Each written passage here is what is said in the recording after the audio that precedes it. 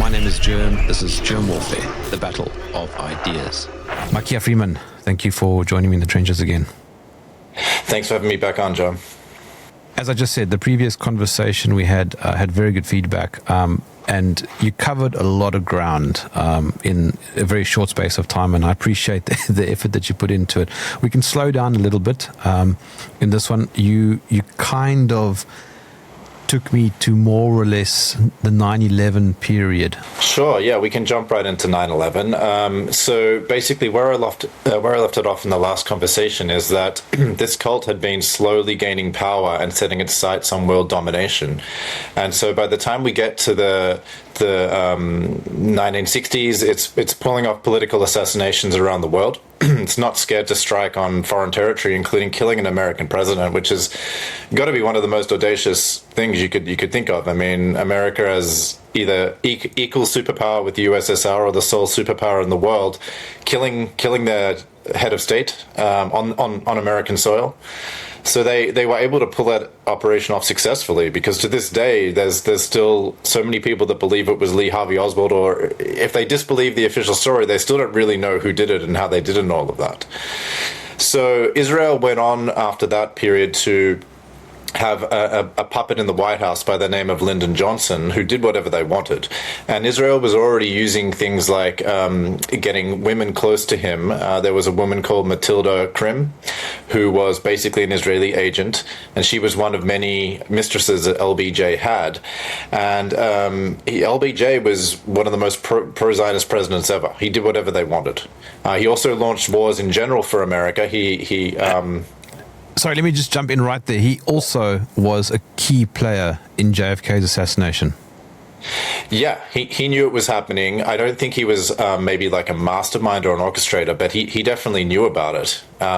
He helped cover it up, because he became president, so he had a lot of power, and appointing commissions like the Warren Commission and things like that. There's a famous photo of him winking as he actually takes his oath of office and steps into the presidency. Someone captured him winking, but he was part of it. He then launched the Gulf of Tonkin false flag attack, or approved it, so that the U.S. could get into the disastrous Vietnam War. I mean, talk about the disaster of a generation.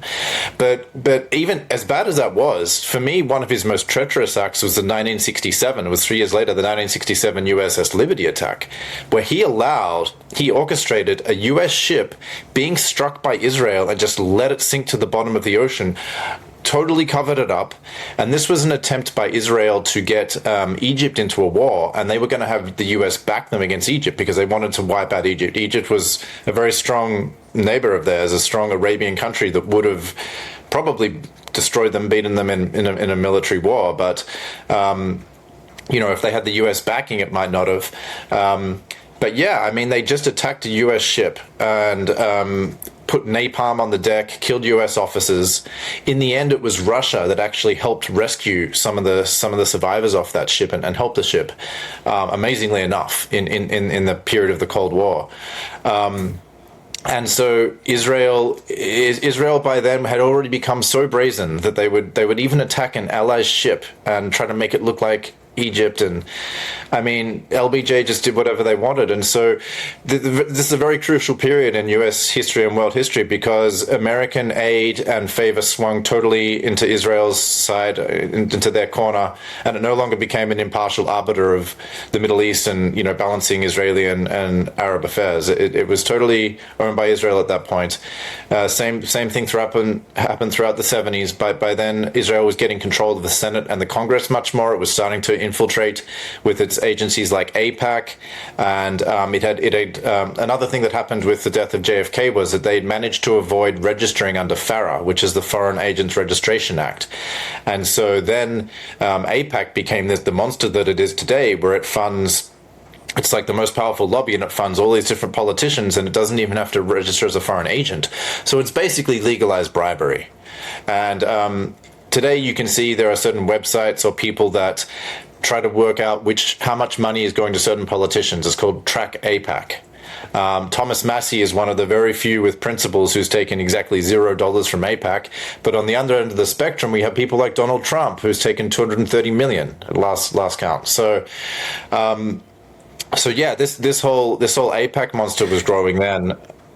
Yeah, sorry, I'm just thinking now. You said LBJ was the most Zionist U.S. president. I might argue with that and suggest that perhaps Trump is.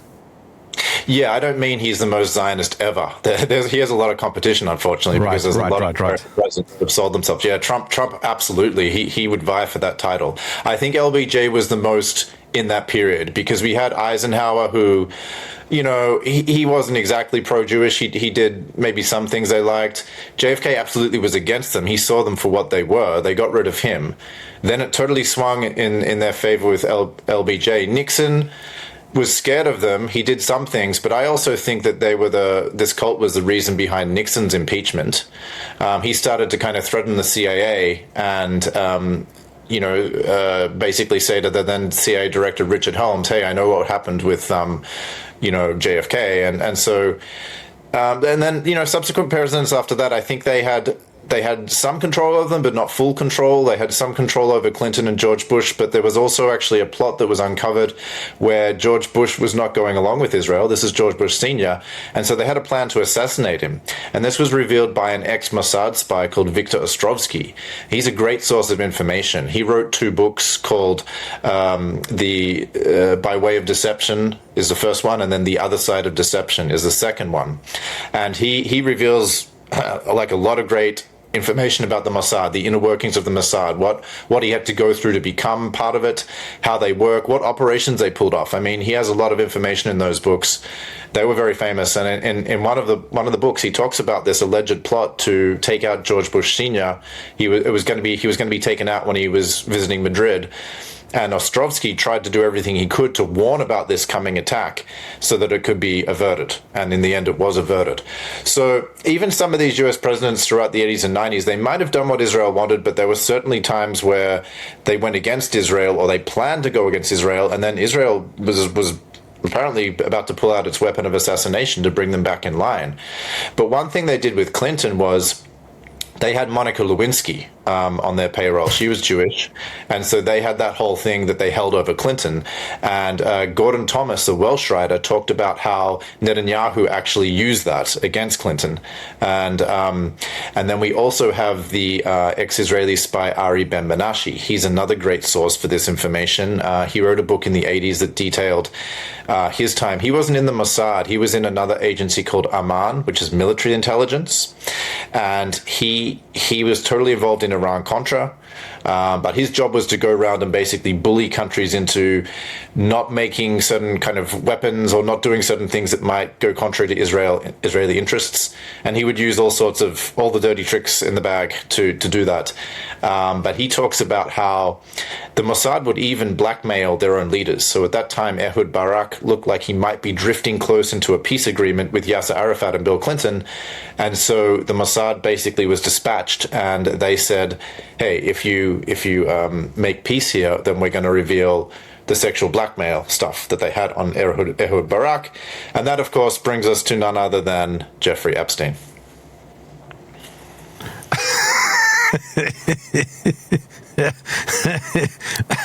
So the question is, okay, now what?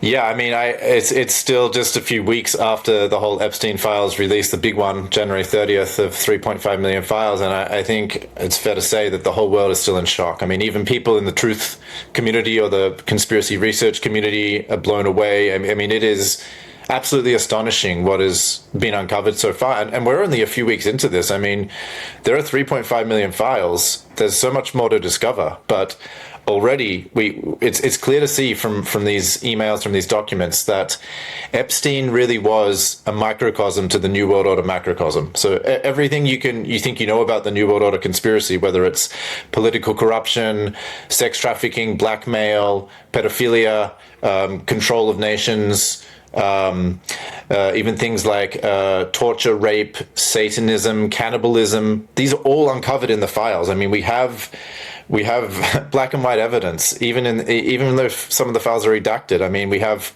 countless references to all this stuff.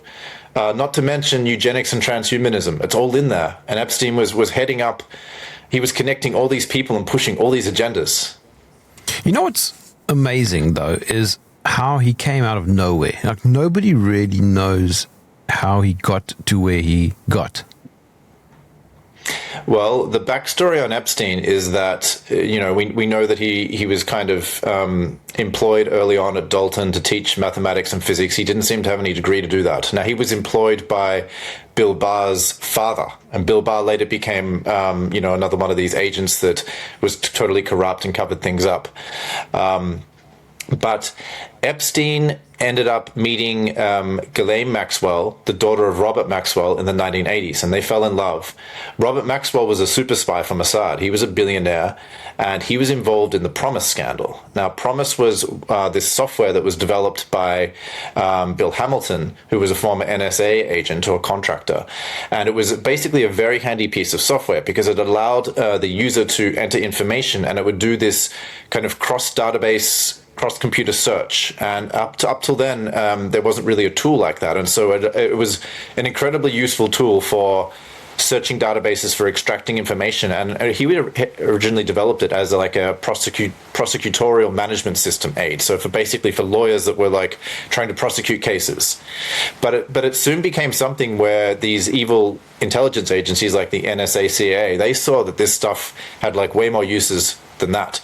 And so they took his software and they made modifications and built backdoors into it. And I notate all this in my book, that basically it got into the Israeli hands via Rafi Eitan, who was another one of these kind of intelligence leaders in Israel that was up to his neck in corruption. He got a copy of it, and this is all documented. And so then basically the Israelis started using it, putting backdoors into it, and then selling it to all these other countries, just like the US was doing. So we had this race between the intelligence agencies to get this Promise software into all computer systems around the world, even allies. Like, I remember watching 60 Minutes in Australia talking about how it got into the got into the Australian government system. They used it all over the world, and then they had the perfect way to spy on their allies and their enemies, and keep up to date with all their information. And no one knew about this for a while. But Robert Maxwell was the man that was chosen by the Mossad as like kind of a trusted agent to push this, to sell it, because he was already a billionaire. He had a media empire. He owned a lot of major media in London, in England, and so he was doing a lot of work for the Israelis.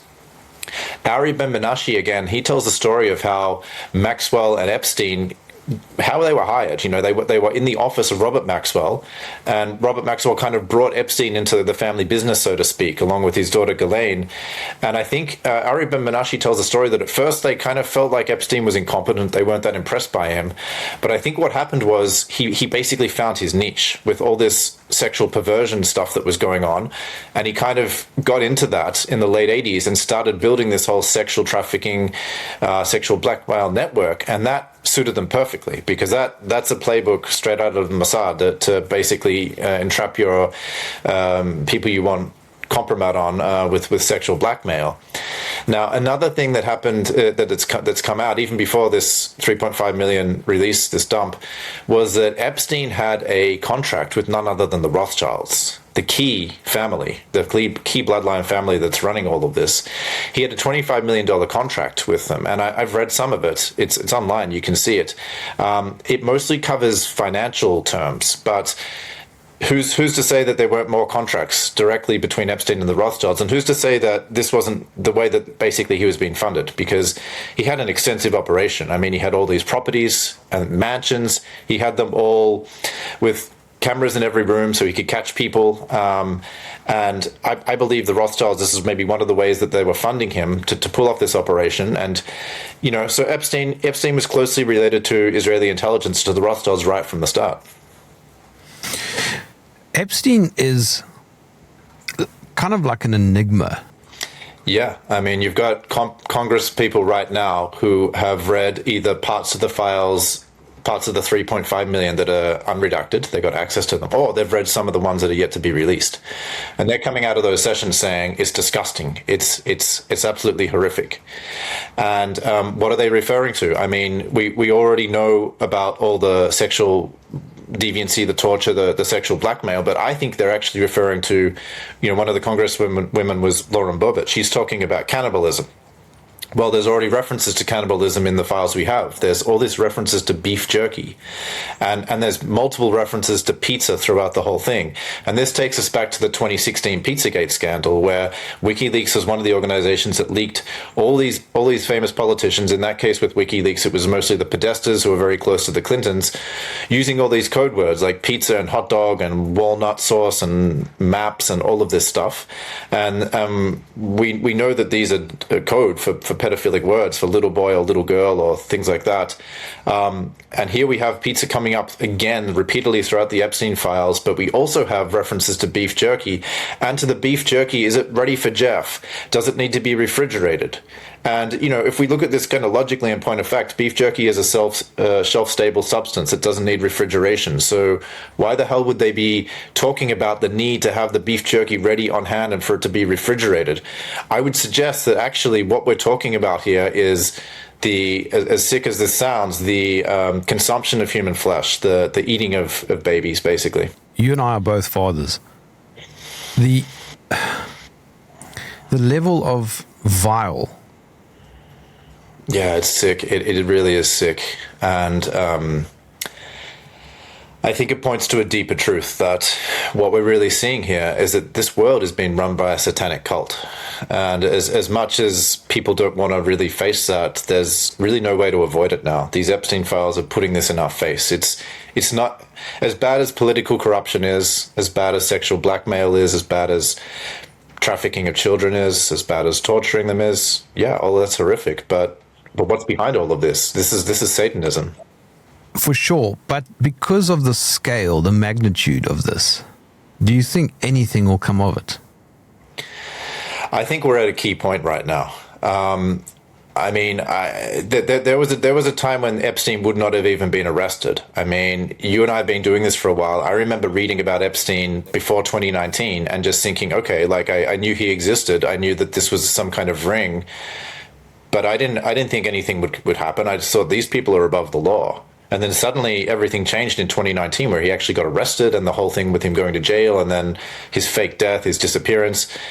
So, but since then we've had, all these updates on this case. We've had Ghislaine being caught, and now we've had files being released. So, there's a real chance here for humanity to rise up, to use this as a way to awaken, to not just go, okay, this is just another scandal that's in the headlines now and it's going to be old news tomorrow, but to actually really press for accountability, to really follow this and see where it leads. How much of this, though, do you think is real and how much of it is theater? A distraction? I think it depends how it's used. I mean, there are people that are really shocked and angry right now, and that kind of feeling of outrage and anger can be used in a good way. It can be transformed into a demand for justice and accountability. So, I mean, yeah, you can focus on different aspects of the files. You can focus on, oh, he was with this celebrity or that celebrity, and that becomes a little bit more like tabloid gossip stuff. But you can, I mean, like I just said, everything's in these files. It's a microcosm, like of the macrocosm. You can go deep into it. You can unravel all sorts of stuff, whether it's torture, satanic rituals, Satanism. It's all in there, and you can really get to straight back to the Rothschilds and the satanic cult that rules the world by the information in these files. If that's where people want to take it, if people want to open their eyes to that, they can. But then one wonders if that cult will try and stop, disclosure. Well, yeah. I mean, I'm sure they will. That's what they've been doing for so long. They thrive on secrecy. They thrive on the compartmentalization of knowledge and information. But we're in an age now where there's a lot more awakening. There's a lot more noticing. Now we have these files to the point where we have 3.5 million of them. There's still more to come. Pam Bondi did a disastrous hearing the other day where she was very quick to be defensive and emotional and insulting and name calling, and people don't do that unless they've got something to hide. So it came off really, really badly.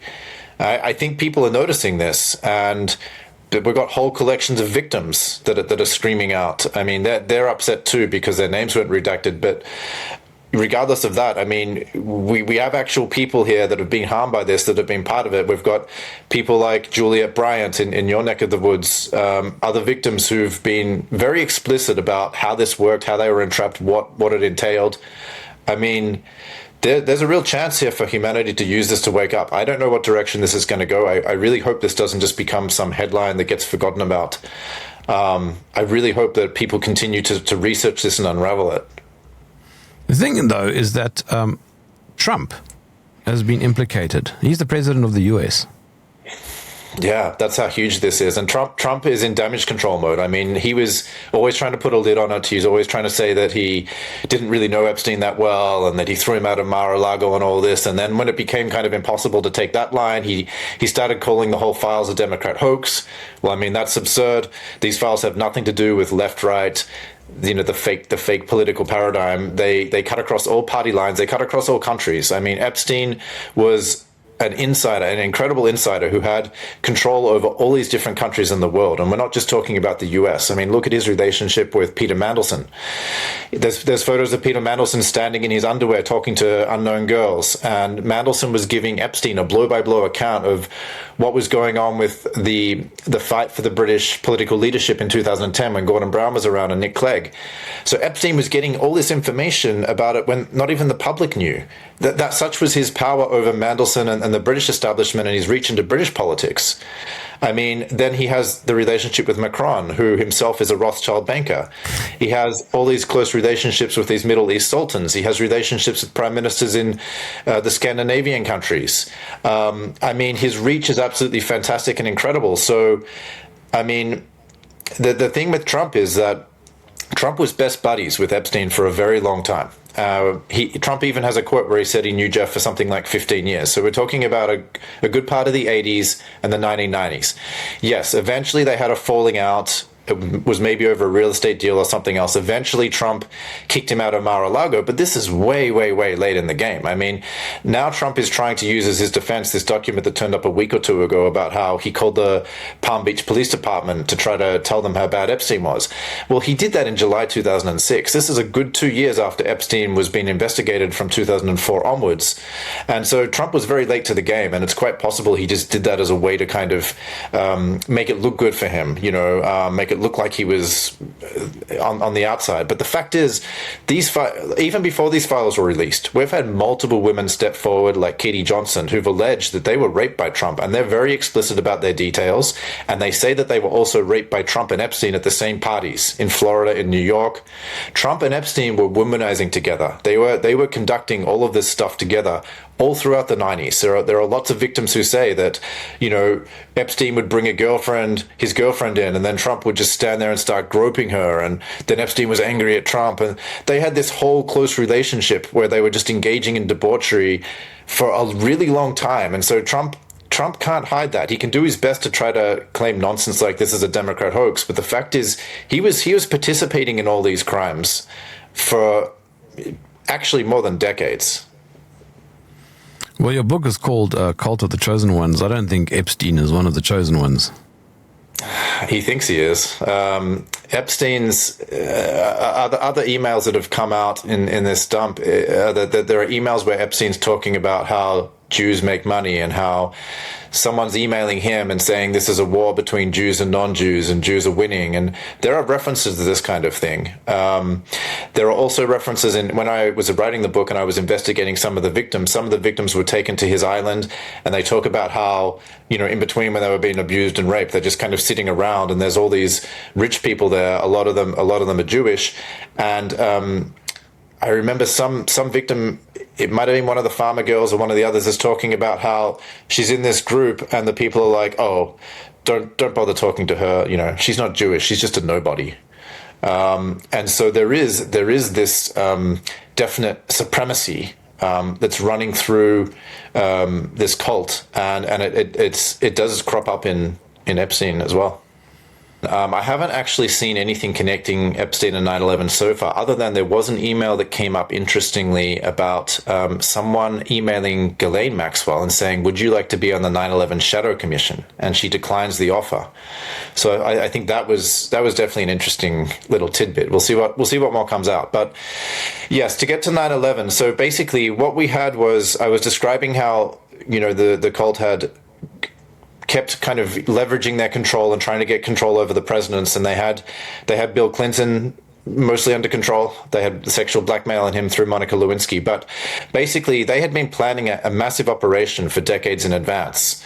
And that operation was to destroy big towers in America and blame it on Muslims or Arabs. And so this kind of thing was presaged. There was foreknowledge going back to even the 1980s. There was a Mossad leader called Issa Harel who spoke about this as though it was some kind of prophecy. There was a lot of work that was being set up even in the early 90s. There was a smaller bombing that happened at the World Trade Center in 1993. And all of these things were necessary to put the whole plan into place, because after that bombing, Israeli security companies got the contract for security for the whole building. And they gradually started worming their way into the US government and getting really important security contracts. We were talking about Promise. They got their Promise software into a lot of US department agencies like the White House, the IRS, but importantly, they got it into NORAD and the FAA. And that's really key, because those were the two agencies that were in charge of the US airspace. So the FAA, or the Federal Aviation Administration, they're in charge of the civilian aspect of it, and NORAD is in charge of the military. Now, I found in my research that there were basically Israeli agents that had infiltrated these organizations, and they were playing around with this Promise software for at least a year and a half before 9/11. They were trying to understand the exact protocol that would happen in the event of a hijacking, so that they could bypass that protocol, they could thwart it and stop the usual procedures. So to understand 9/11, we have to understand that what really happens when someone is wanting to pull off a major event like an assassination or a false flag operation. What they have to do is they have to get a certain level of control so that they can stop the usual procedures that would be kicked into gear in such a case. And so there was a guy called Colonel Fletcher Prouty, who was part of JFK's staff when JFK was alive. And after JFK was killed, Prouty basically became an expert on assassinations and on how they kind of get pulled off and bypassing normal security protocols. And so he wrote a famous thing where he talks about how if you really want to learn who did an assassination, you just have to ask yourself who had the power to bypass the normal security protocols, and you'll have your answer right there. Of course, the people that are really pulling it off, it's like a black magic trick. They want you to look in the left hand while the right hand is doing something else. So they don't want you to look at who really had the power to change the security protocols. But that's what happened with 9/11. We had this Promise software that was hijacking things, taking control of the computer systems, and then they were also running all these drills on the same day of September 11th. So the standard kind of low-level, mid-level agents that were just in front of the computer screens were seeing all these blips on their radar screens, and they thought it was just an exercise or a drill. They didn't realize that suddenly there was a real hijacking going on.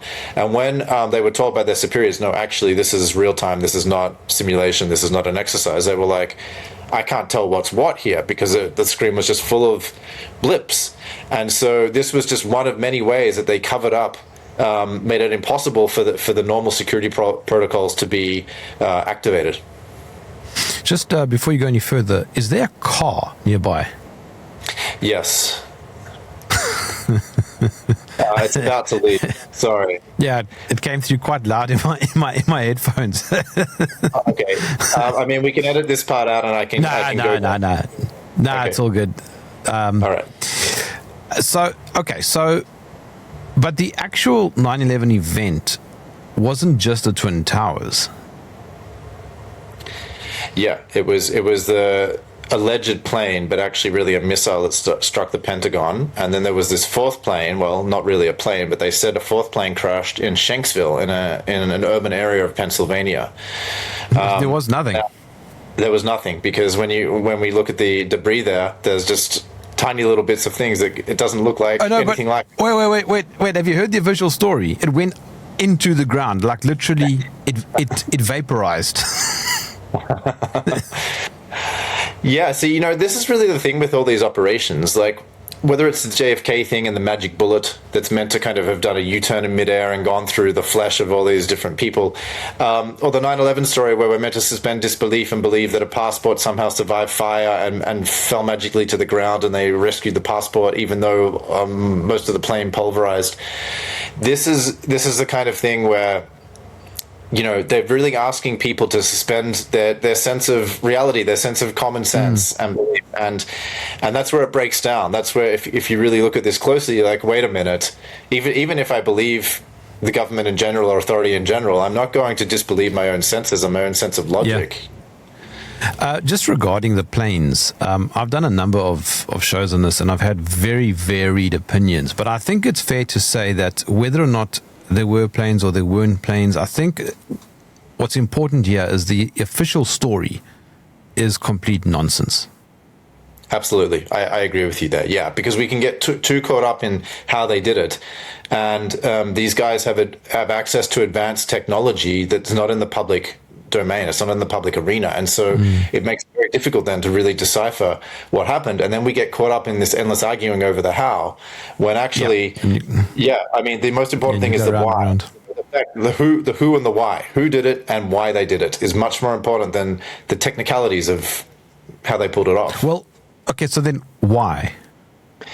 Why? So basically, it was to get U.S. public opinion and the U.S. military on board with fighting Israel's wars. So Israel is a small country, and it's surrounded by a lot of countries that have more land area, that have bigger populations. Some of them have more, military prowess than Israel. And so right from the start, Israel's problem has been, how do we survive in this hostile environment, especially when Israel is not just trying to merely live in peace. I mean, it is always, right from the start, it's always been attacking its neighbors, and it has an expansionist agenda. And you can see this even in they're open about it. I mean, they have arm patches. The IDF military soldiers have arm patches showing Greater Israel. They show the map of what they want to take. And Greater Israel is this plan that came out of the 1982 Oded Yanon write-up, where he's talking about stretching Israel from the Nile to the Euphrates. And that would mean taking a huge part of Egypt, huge part of Saudi Arabia, all of Lebanon, parts of Syria, going into Iraq, all the way up to Iran, even into Turkey. Taking over all these countries and having this huge area. They've got this map of it, they have it on their arm patch, and this is the agenda they're actively pursuing. So when you have a country that's doing that, all these talks of peace are merely just preparation for war. And Israel knows that it can't do all this by itself. It's going to need the US support. So what better way to do that than to create this whole boogeyman enemy of the evil Muslim with a beard and a turban, and create these endless iterations of Muslim terrorism, whether it's ISIS, whether it's Boko Haram, whether it's Al-Qaeda, all these groups. If you look into the funding of them, you find you can trace it back to the CIA, MI6, Mossad, these three key intelligence agencies that fund them and arm them. I think Obama actually said that he was part of the creation of ISIS, or the US at least. Yeah. There's been lots of admissions over the years by different officials that actually these organizations either don't really exist. Like, for example, in the case of Al-Qaeda, we had Robin Cook, who was a British foreign secretary. He said Al-Qaeda originally meant the database in Arabic, and it was just a collection of fighters that kind of leftover Mujahideen fighters who were also backed by the West in the 1980s to try to make a problem for the USSR in Afghanistan. So this has been going on a very long time. Yes, ISIS is totally a US, British intelligence, Israeli creation, and you can see that in so many different ways. Like the whole period of the Syrian war, where the ISIS was being used to basically advance Israeli interests. ISIS fighters were being treated in Israeli hospitals. ISIS never attacked Israel, even though you would think Israel would be one of their natural enemies if they want to create this whole Islamic caliphate or Islamic state. And ISIS even attacked shrines and areas in Iran. So Iran was fighting them. And that's another clue. If ISIS was so pro-Muslim, why would they attack Iran? Well, they're not. They're just Muslim extremists. They're Wahhabis, which itself ties into the cult, because Wahhabism is closely connected to the original Wahhab guy. He was friends with the Saud ibn Saud. The Saudis and the Wahhabis, two of the ruling families of Saudi Arabia, and the British basically carved up Arabia and created this whole new country of Saudi Arabia way back in the 20s and 30s, when they favored Ibn Saud to fight the other warlords and kind of win, because he was going to do what Britain wanted and ultimately what Israel wanted. And so that ties in actually with stuff I was saying in our first interview about crypto Jews. The Saudi family are a crypto Jewish family. Takfirism is also another interesting trick. Exactly, and that's part of the trick. It worked for a while, but again, we're in a period of the Great Awakening, the Great Noticing, hopefully, and people are starting to see. Hang on a minute, like. But sorry, I'm jumping in here, but I was thinking about this. They go, it's Muslims. They're just so violent and they just want to kill everybody, right? But have any of these people been to the Arab world? I mean, like, Oman is one of the safest countries in the world. Well, so much of this is about perception, and Israel was able to whip up this idea of Muslim terrorism even through their control of Hollywood and pumping out old movies. They can just make Muslims the bad guys in movies. It used to be the Nazis, then it became the Muslims. And so then basically, with control of the media in Hollywood, you can really shape people's perception, and so painting Bin Laden and other people, as kind of evil terrorists and your enemy, it worked for a while, and it got the U.S. public behind it. It allowed the U.S. to invade Afghanistan and Iraq in 2001 and 2003. I mean, look at what happened with Britain. Tony Blair lied. Britain helped George Bush and America go into Iraq in 2003. 1 million Iraqis died because of that. So Israel has realized that, especially since this whole Gaza genocide thing, that actually their way to try to get the West on board is not by trying to convince people that Israel is like an upright, civilized outpost of Western civilization. I mean, they've tried doing that, and there's only so far they can take that argument in the face of their genocide. But it's more like an appeal to emotion of like, okay, well, look how scary Muslims are. Muslims are your enemy. We're not your enemy. Muslims are your enemy.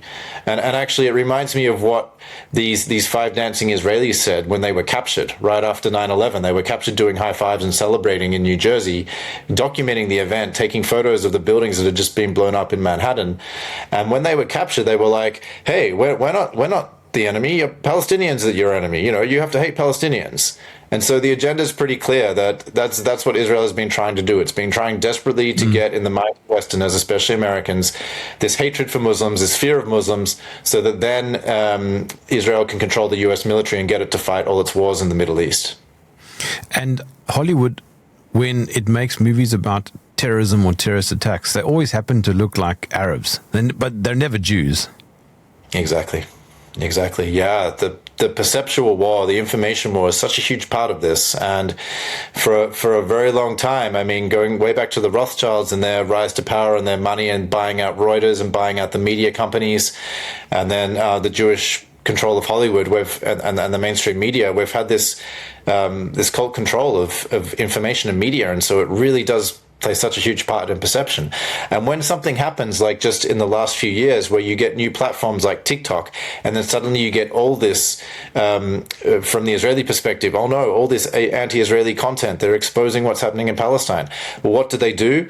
Then they whip up all this fear about how TikTok is a Chinese asset, and it's a Chinese spying on America. That's absolute nonsense.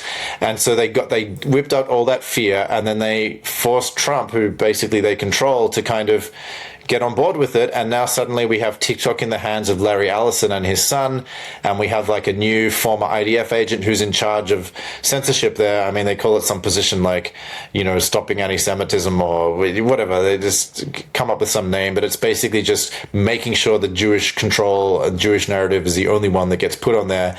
And then people have reported, I mean, I'm not on TikTok, but people have reported that you can't even write the word Epstein on TikTok, or you automatically get flagged or banned or shadow banned or whatever. So they are very good at infiltrating the media, even if it's an alternative media on the internet or new media, new channels like TikTok, and getting control over it, getting some agent in there to basically act as a censor. They're very good at that. But at the same time, there are also people that notice that they're doing that. So it goes both ways. Can you remember what you were doing on 9/11? Yeah, I can. I mean, I was still in Australia at that time, and I remember seeing the plane go into the tower. And at that time, I didn't think anything of it. I mean, I certainly didn't. I didn't know the concept of false flag operation.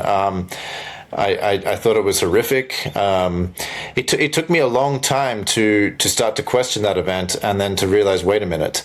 I remember seeing a documentary about it. I mean, there was Loose Change, which was one of the first ones, but there were some other ones floating around at that time, maybe like 2005. I started watching those, and I thought, wait a minute, something's going on here. And so that actually did help kickstart my research, because it just kind of, when I opened my mind up to that information, I realized, they could totally lie about this. They lie about everything else. Why wouldn't they lie about this too? The COVID era is probably one of the biggest attacks on the human psyche, I think, in modern history. Is this still too new in terms of your research? No, so I have a book from 2023 called Break Your Chains, and I have a huge chapter on COVID in that. I was doing a lot of work during COVID, just writing articles, and it took me on a whole research trail that was very interesting, and it basically led me down to questioning viruses themselves and the whole science of virology. And I was very impressed by the work of Tom Cohen, Andrew Kaufman, and then Stefan Lanka, getting into his whole work and his successful court case in Germany where he challenged that measles was even caused by a virus.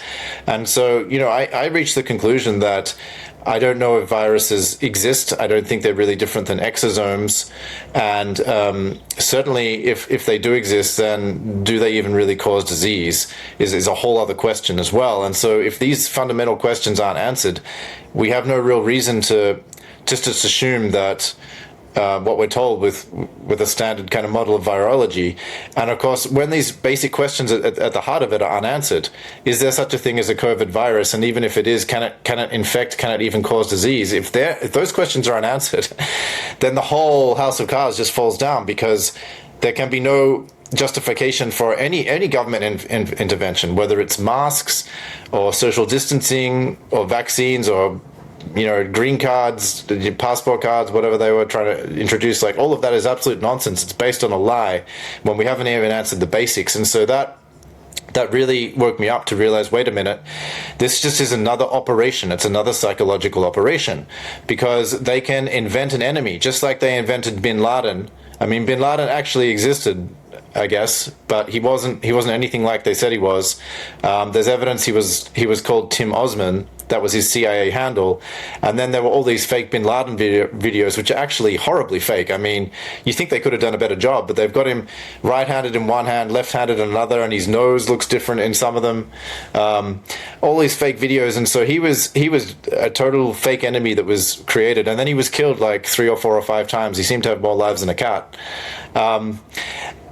So if we're doing some pattern recognition here, what they did with the creation of an enemy for the 9/11 false flag operation, it also looks like they did the exact same thing with COVID. They didn't even need to have a real virus.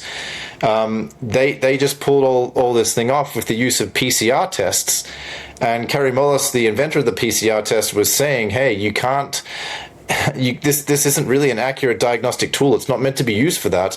And you can just run the cycles of this, and you can find anything you want. You can pick up anything you want, basically.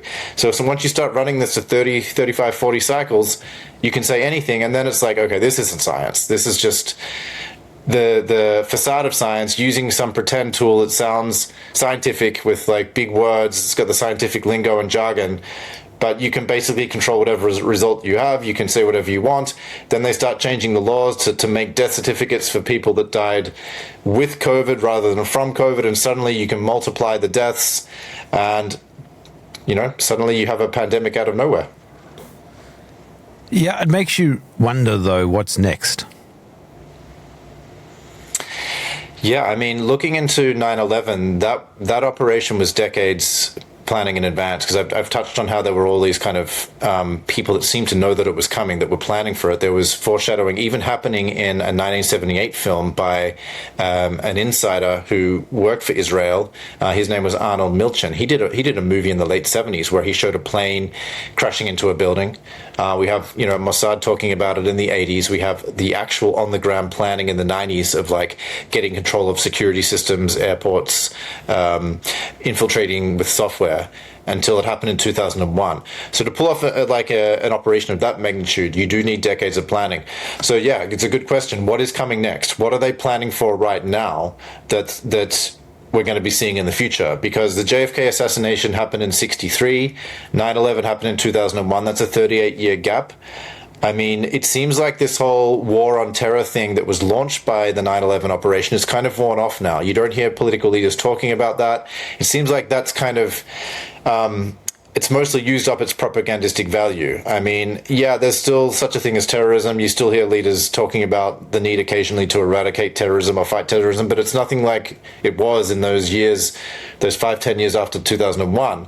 So are they planning another one? And what would it be? I mean, it's quite possible. I mean, they thrive on assassination and false flag operation. It is now carrying off these huge events is a way that they push people into this fight or flight and this emotional reactivity and this shock, and then they're able to push things through that they couldn't ordinarily do when people are in a kind of more calm, rational, logical state of consciousness. It's one of the ways that they control people, and they are master manipulators. So it would not at all surprise me that they do have some other event planned.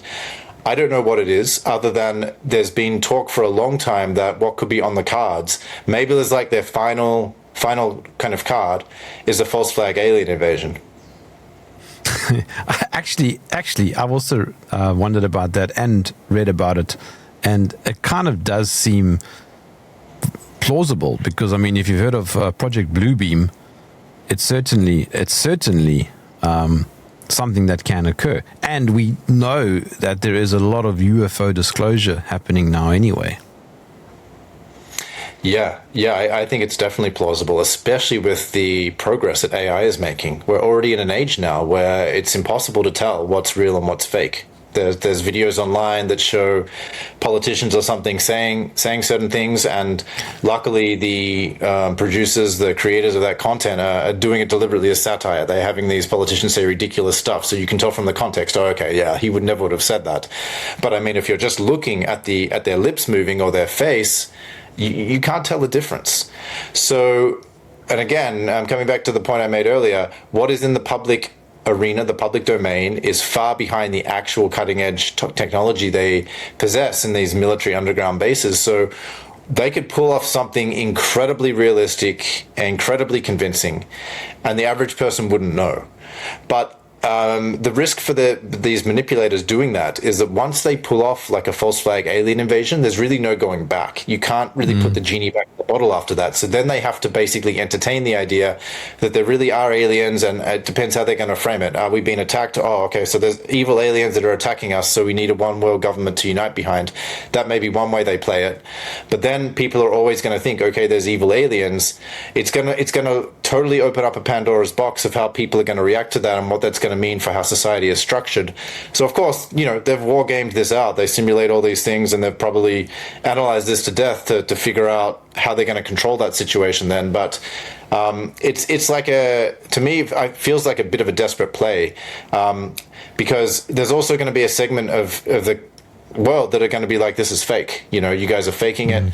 And yes, there are real aliens, but it's not this like elaborate AI performance of like, I don't know, some ship landing on the White House or whatever they're going to do. It's not that. Actually, it's something else entirely, which has to do with what we were talking about earlier: Satanism and satanic ritual and demonic possession. This cult, something I was thinking about earlier is how influential internationally is this cult, because there's a whole Eastern Bloc that seems to live in a different world to us: China, Russia, Asia, whatever. Yeah, it's a great question. You can find a segment of the alternative media that are kind of cheering on BRICS and saying, hey, BRICS is the antidote to the New World Order, or Putin's fighting the New World Order, this kind of thinking. And that is unfortunately wishful thinking. It's dangerous thinking, because this cult is most definitely worldwide. We can trace it back to the Rothschilds when they had kind of risen to power in Europe, and they'd taken control of a lot of European countries with central banks. They then set their sight on the rest of the world, and so they engineered a series of revolutions in different countries. So I referenced what happened in Saudi Arabia. Well, it wasn't Saudi Arabia, it was Arabia, but they carved up the Middle East according to their liking. They created Israel. They launched a revolution through the Young Turks to break up the Ottoman Empire, and then it became the modern country of Turkey. So one of the rulers that was a leader of that was Ataturk, and Mustafa Kemal was his name, and he was a crypto Jew. He was another, basically like a Freemasonic Illuminati agent, part of these secret societies that were launched by the satanic cult.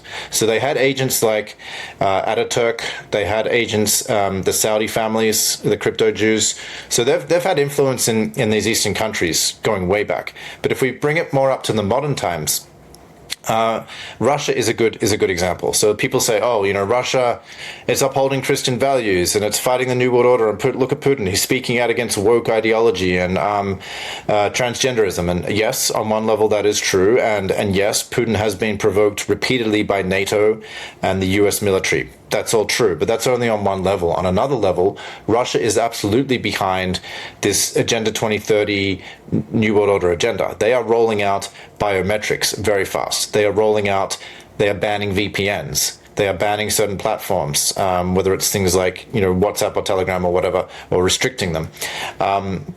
They are pushing forward with CBDCs. They are trialing 15-minute cities. So all these things that people are worried about, the technocratic future of, and vaccines.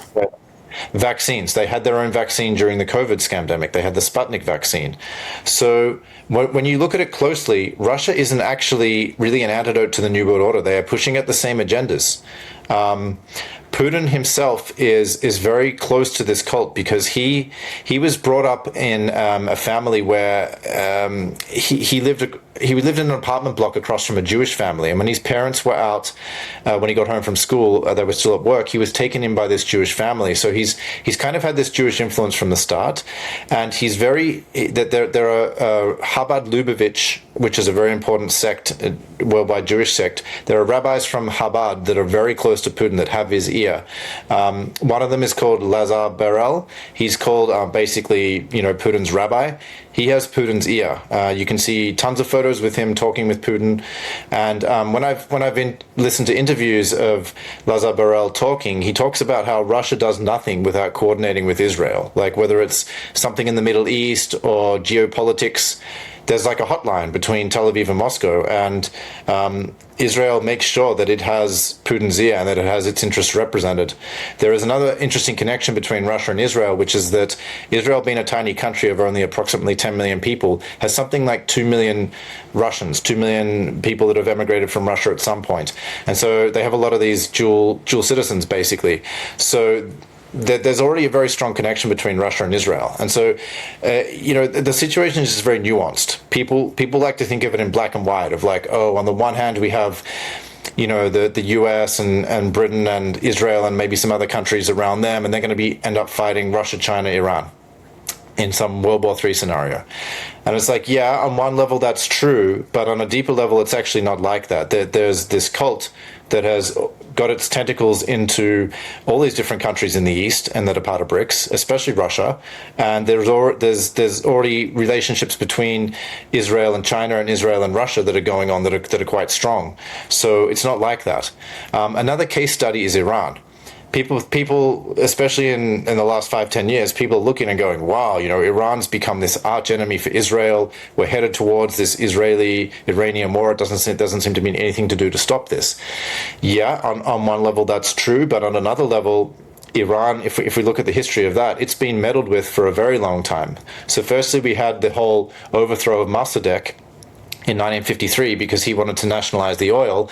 They put in the Shah, and then who were the people that were training the Shah's brutal secret police, the Savak? Israel was providing a lot of training for that to set up the Savak, and there were Mossad agents all throughout Iran at that time, as there still are today. And so his reign was very brutal, but Israel was a close ally throughout the Shah's reign. So that takes us up to 1979, and then we had another revolution. This time the Islamic Revolution. So they put in all the ayatollahs and the mullahs, and there are agents. I refer to this in my book as well, that talk about how half the mullahs were on the Mossad payroll and the other half were on the USSR payroll. So there was control and meddling in Iran. It's been going on for a very long time, and the guy that they installed, Khamenei, originally it was Khomeini, but he died, and then Khamenei is in power now.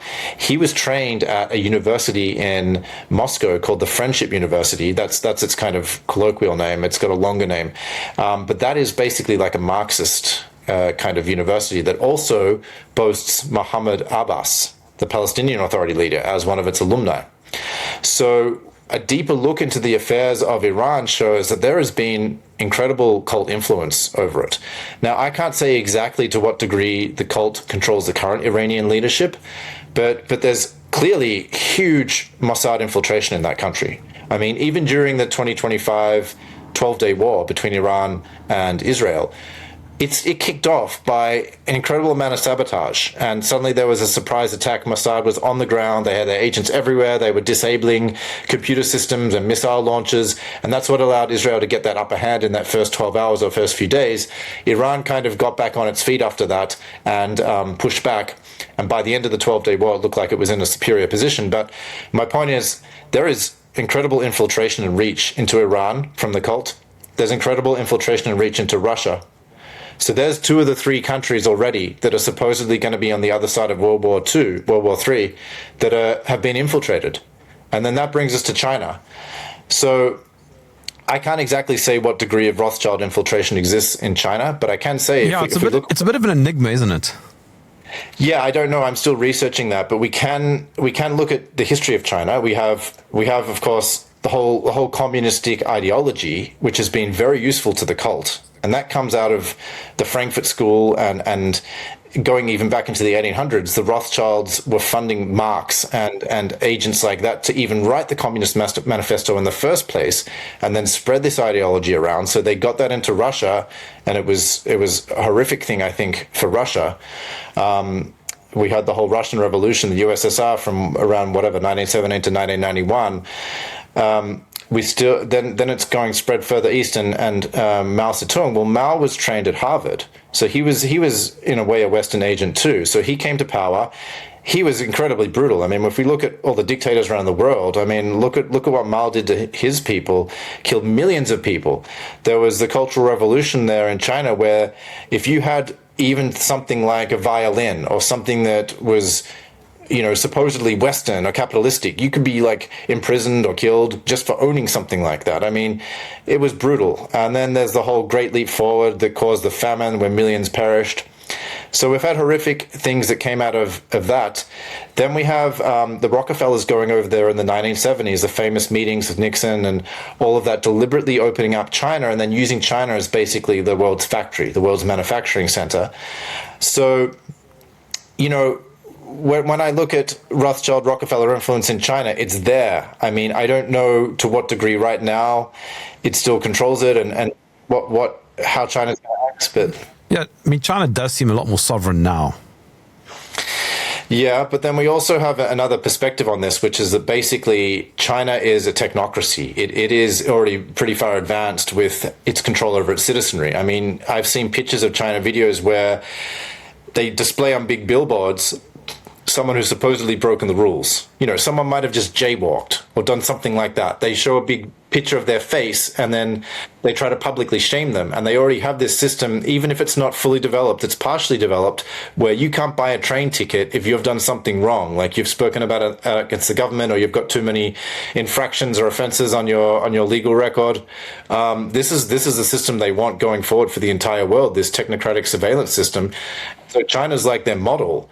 So it just, from this perspective, it doesn't make any sense to talk about BRICS or Russia, China, Iran as like a legitimate opposition to a new world order when we already have all of these influences and this infiltration of those countries.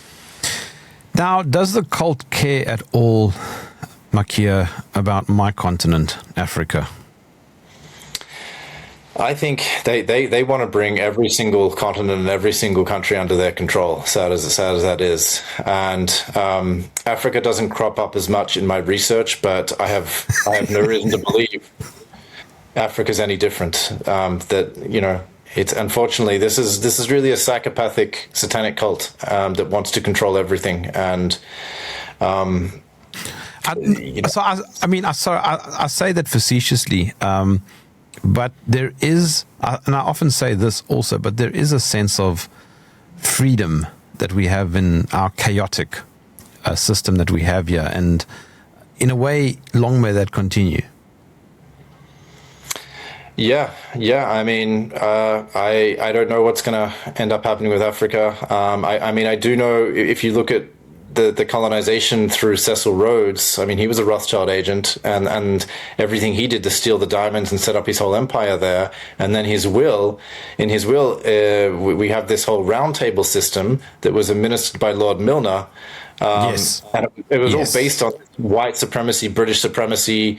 Rothschild was one of the 5 key members of that initial round table. And then they had circles within circles, which is the secret society structure. I mean, all of this involves South Africa. So Africa's involved in it.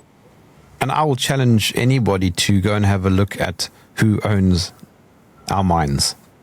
What is the moral of the story?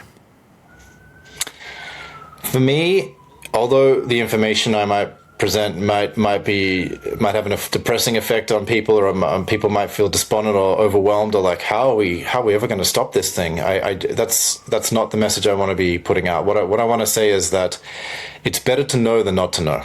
And truth is better than ignorance. So at least now we have the information, some of it. There's always more to know, but we can at least now begin to put the pieces of the puzzle together, that has been this satanic cult that's been around a very long time, and this is its machinations. This is how it's steadily infiltrated and taken over the world and got to this point. Now what are we going to do about it? Well, we can start to share this information and to educate ourselves and to push back and stand in our sovereignty in every way we can. And I wouldn't be doing this work if I didn't feel like there was hope for humanity, that we can regain our freedom and sovereignty and not become slaves to this cult. Makia, how can I follow your work or get more of your books? So the best place is thefreedomarticles.com. That's where I publish my ongoing videos. I'm also on several platforms such as Rumble, BitChute, Odyssey, Brighteon, and Substack.